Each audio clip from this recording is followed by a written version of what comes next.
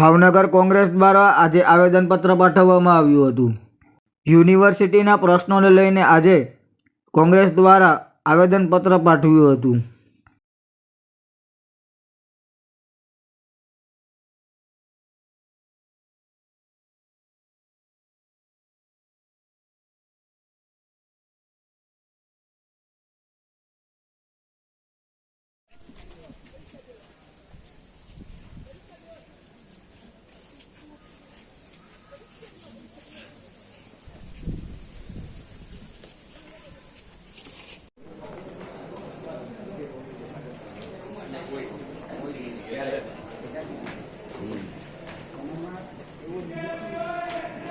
Innovation માટે આવેલા છે કે નવા રસ્તા બનાવવા માટે આવેલા છે।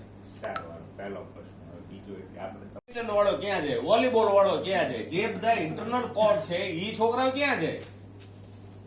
એને દોડવા માટે સીડ ફાર્મમાં જવાનું અને સીડ ફાર્મમાં પાછા આવી યુનિવર્સિટી સીડ ફાર્મમાં જવાનો રસ્તો છે ખરી નથી? પેલા સાહેબ રસ્તો તો કરાવડાવો, હાલો ઈ તો કરાવો ત્યારે પ્રાથમિક ધોરણે સાહેબ સીડ ફાર્મ નું કબજો આપણી પાસે પેલા રસ્તો તો કરાવડાવો સીડ ફાર્મ સુધી જવાનો। એમ 1 વર્ષ 2 વર્ષમાં ન બની જાય, એમાં ઘણો સમય લેશે। હવે ઈ સમય લે તે ઈ દરમિયાન શું છોકરાઓ ક્યાં જાય? તમે ભવિષ્યમાં જે ભરતી આવે છે એમ તમે તમારું ડિપાર્ટમેન્ટ નજીક છે, અસંખ્ય હજારોની સંખ્યામાં ત્યાં વિદ્યાર્થીઓ દોડતા હતા।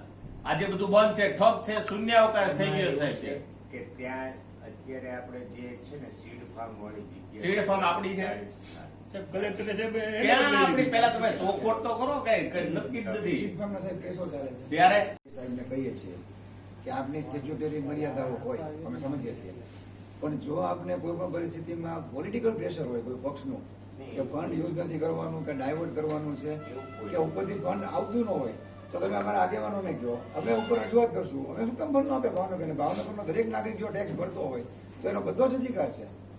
એટલે ફંડ કેમ ન આવે ભાવનગરમાં?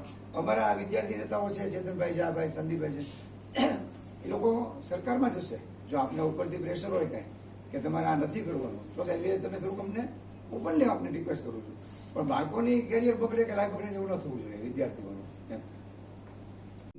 કોલેજ લાઈફની બે મજા છે, એક ભણવાની અને એક આનંદ કરવાની। એની બદલે આ છોકરાઓ તો અહીંયા ભણવામાં કઈ ઠેકાણા નથી, મારે બોલવું નથી જાજુ, બહુ ના બરોબર છે અને ઇન્ફ્રાસ્ટ્રક્ચરમાં કઈ એવું નથી કે જ્યાં છોકરાને એનું પ્લેઝન્ટ વાતાવરણ મળે। દિવસે દાડે આ બધા એમાં ક્યાં આપણે